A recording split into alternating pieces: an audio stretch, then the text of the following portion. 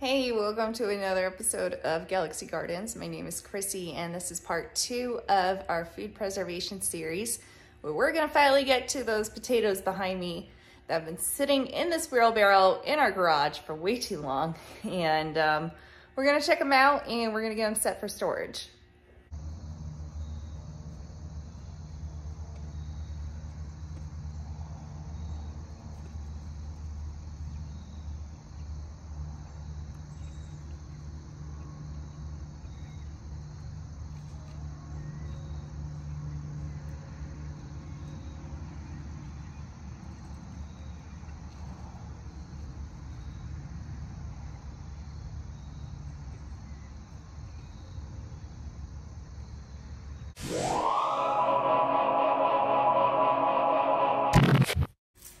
Let's just head over here. Now, this looks concerning. It's not. That's just some charcoal from when it was growing. They got on it. Honestly, they're in good condition. It hasn't been too hot in here, and it's dark, which is pretty much what you want. But what I don't like is that they haven't been put to storage, so they can't stay here long term. So I'm gonna transfer these to a bucket. We're gonna bring them inside, and then we're just gonna start going through them. Here's the wheelbarrow that we just emptied, and this is a 5-gallon bucket. Looks like it filled about 3.5 gallons worth. These are smaller potatoes, so that's to be expected. So now we can bring them in, get them cleaned up, and then we're gonna start sorting them by size. Before you head inside, I just want to give you an update about the chickens. We're getting about 2 eggs a day from the adults because it's mostly Wally. Clyde is about to finish molting, and these two don't lay every day. We got the little ones in here, and honestly, things are going pretty good considering. Bertha and Clyde aren't chasing them anymore. We'll be approaching a week of them in here in a few days.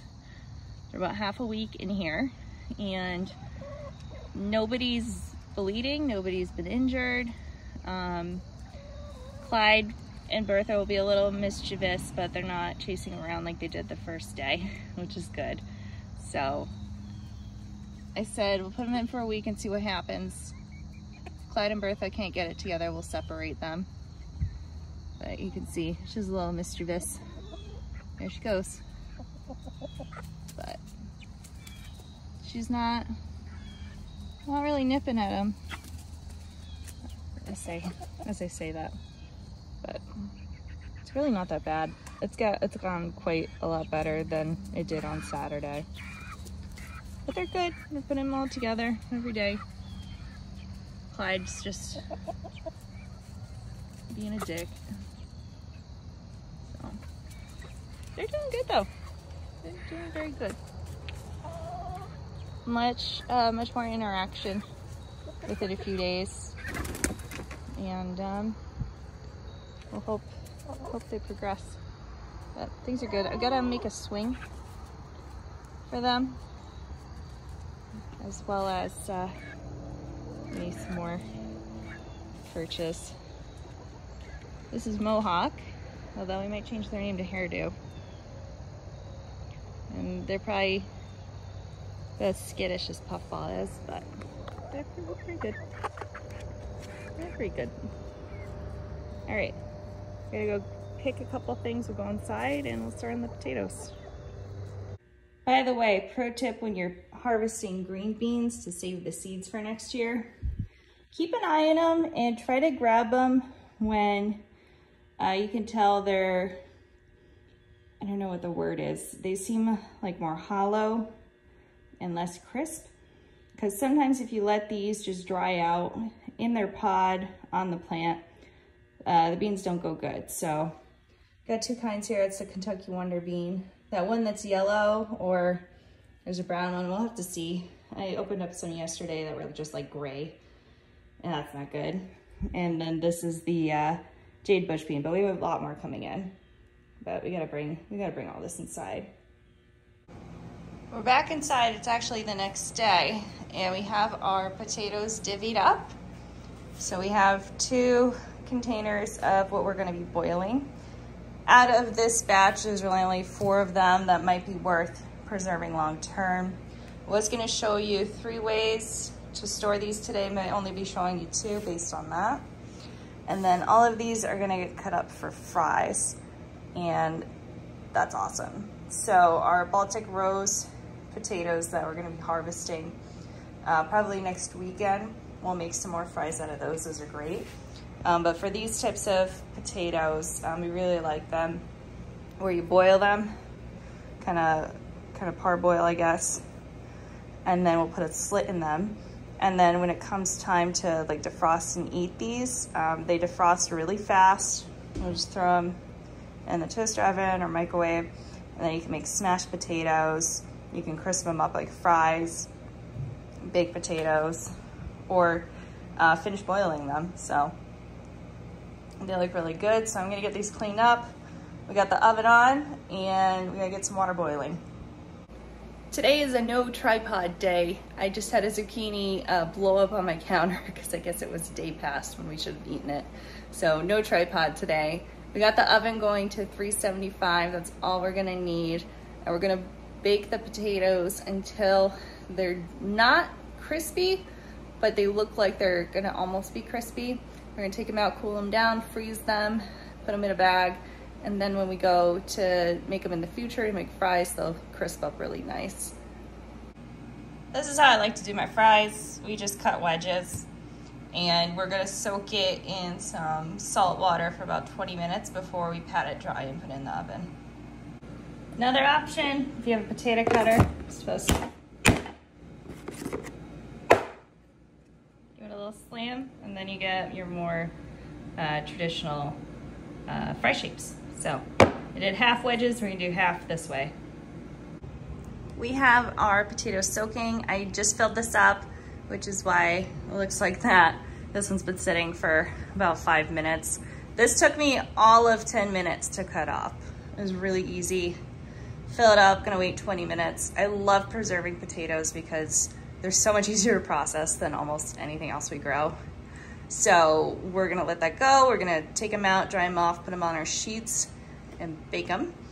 And I'm just waiting for my pot to boil so we can start talking about our boiled potatoes. What I like about boiling potatoes is you can just give them a rough wash because we're gonna be boiling them whole, and that'll get any remaining dirt off them. So we're gonna put them in the pot for about 5 to 10 minutes and then take them out, let them cool down. And while they're in here, you can give them a little bit of a stir. We're gonna let this come back up to a boil, but they'll be out of here within 10 minutes because they're pretty small. This is the most time-consuming part when you're doing this. It's just lining them up. So we're not putting any oil on these, no seasonings, because when we go to cook them later, we'll toss them in oil and do the seasonings we like. You can definitely put oil on them and seasonings if you want, but that's okay. So again, this took me less than a minute to do it. I'm already like halfway through my bowl, so let's get this all ready to go. With these ones, I don't worry too much about lining them up. What's gonna happen is I'm gonna blot these and just make sure they're in, have an even level surface while they're baking. Nice. So I'll blot these and then we'll throw them in the oven also. And we have some left over, so I'm gonna go ahead and throw these in the air fryer and make them for dinner. When you're cooking these, what you can do is spin your pans around after about 15 minutes, because we're only gonna put them in for about 30 to 40 minutes. But don't worry about flipping things over or anything like that, because when you go to cook them down the line, you can, fry them, air fry them, bake them, and spread them out so every single side gets crispy. This is just to kind of partially cook them so they cook faster in the future. These ones I'm just mixing up with a little bit of oil, garlic powder, and adobo. Sometimes I like putting sesame seeds on it, but of course you can make these as fancy as you want. We're just gonna be air frying them, so we're not gonna be doing the double cook method, which gives you really, really crispy fries.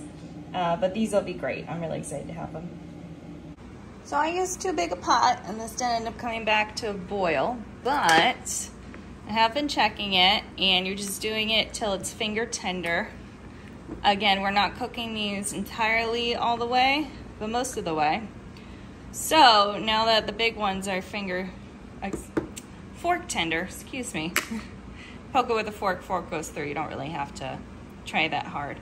We're gonna take it out, rinse them off with cold water, and let them cool off. That is what's gonna be the hard part here. Making everything, honestly, the prep work for all this was like 20 minutes, and cooking everything is about 30 to 40 minutes. The potatoes that are boiling, those took about 20 minutes because it didn't come back to a rolling boil. If you're not me, and maybe use multiple pots and don't fill them up all the way like I did. But now we have to wait for everything to cool down. The potatoes in the oven are almost ready to go. You want them to get not crispy, but dry on the surface and approaching crispy. So that's gonna vary for your altitude, what temperature oven you're using. I set it to 375, so it should be okay, but we're gonna check it, might need more time. You could also do it at 400. I prefer low and slow. That's just me, you don't have to do that. The steam from these will also cook them a little bit more, but we're gonna leave them till they're room temperature. And then what we like to do, you could definitely leave them whole, you don't have to do this, but what we like to do with these is take them, split them down the middle, but don't cut them all the way, and then freeze them like that, so when they thaw out, we can just flip them open. But you can definitely leave them whole, there's nothing wrong with that. So these are ready just to cool down. And then as an update, our stuff has been in here for about 30 minutes. Ooh, look at all that steam. It's gonna need some more time. I'm gonna turn up the oven and speed it up because I don't got time for this. I know I said low and slow, but I realized what time it was, and this is a weeknight, so we're gonna speed this up just a little bit. If you're crunched for time like I am, just put them out on a sheet, big pile, or you can put them out in a single layer over a couple sheets. They'll cool down much faster. But this should cool down in about an hour, I'm hoping, and we'll be able to process them. These little ones I'll probably leave whole. The bigger ones I'll do my almost cut in half, I guess you could call it. But these are pretty much good to go. This is what I mean by fork tender. Take your fork, and there's no resistance. You just go right in. But it's not so soft that if I were to grab this and squeeze it, it would break. It's still a little bit firm. That's exactly what you want when you're freezing it. Honestly, compared to French fries, the pre-boiling these potatoes and freezing them, we find even a year later, they tend to taste awesome. And they tend to keep their flavor better than fries do because they're whole. So they're not as exposed, I guess, on the inside. That's my leading theory. French fries usually good 6 months to a year. Once you get to the year point, they can get a little funky, but depends how you store them. We're not vacuum sealing anything. We're just throwing them in freezer bags. So do with that which may. These just came out of the air fryer. I put them in for 10 minutes at 400, shook them up, put them in for 10 minutes again at 400, and they're super crispy. Here's one of them, I'm telling you. Oh, really hot.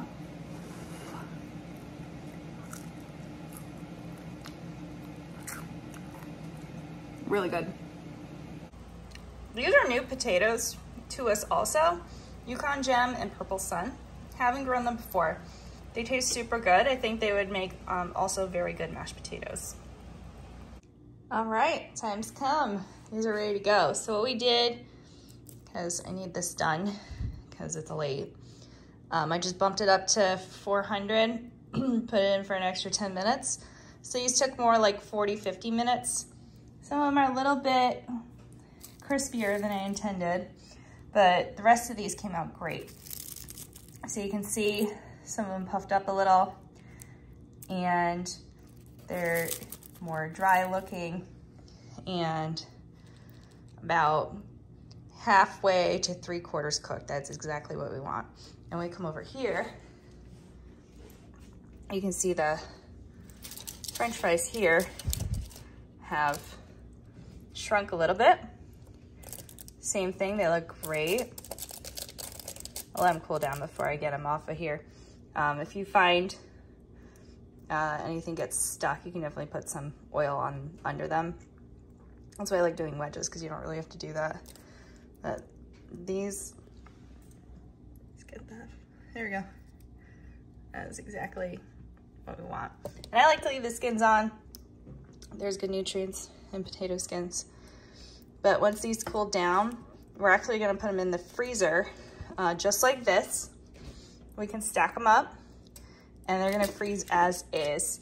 And then tomorrow, once they're all frozen, we'll bag them up. So that's pretty much it. All this stuff, once it's room temperature, we're gonna stack them up, put them in the freezer. Once these have cooled down quite a bit. It's only been about 20 minutes. I'm gonna cut the ones that I wanna cut. These ones, you don't necessarily need to freeze on a sheet because they're whole, they're not gonna stick together. These ones we can actually throw into bags and freeze them in the bags once they're cooled down all the way. But we definitely wanna freeze the French fries on the sheets, just like we did if you saw my live about blanching and freezing green beans. You wanna freeze them in a single layer, and then once they're frozen, put them in a bag so they don't stick together. Thanks for joining me today for our food preservation part 2, where we show you how to preserve potatoes 2 ways. We were gonna show you a 3rd way where your potatoes are about the size of your fist or bigger. You can store them in sand in a bucket and keep them long term. We don't have too many big potatoes. We only have 4 of this batch that got that big. That's because we grow mid-season potatoes. They really don't get that big because we like to freeze them. If you had things like russets, those would be better for that kind of long-term preservation technique. Next time we'll have some more goodies for you. We have another garden tour on the way and way more food preservation. All of our grains are coming in, so we have to process those. But I appreciate you joining me today. If you have any other preservation tips, such as canning potatoes that you'd like to see, let me know, and we'll see you next time.